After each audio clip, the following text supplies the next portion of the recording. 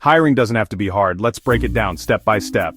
Alright, HR heroes, let's tackle recruitment 101 like pros. Step 1, you can't find the perfect candidate if you don't know what you're looking for. Define the job responsibilities and the must-have skills. Keep it clear and realistic. Step 2, make it enticing but honest. Highlight the perks, sure, but set the right expectations. The goal? Attract the people, not just anyone. Step 3, now's the time to sort through resumes like a detective. Look for the gold nuggets that match your criteria. Pro tip, don't just focus on skills. Values matter too. Step 4, this is where the magic happens. Keep the questions meaningful, and make the candidate feel comfortable. Remember, it's a two-way street, they're evaluating you too. Step 5, gather your interview notes, check references, and think big picture. How does this person fit into your team? Step 6, offer the job and get ready to onboard like a superstar.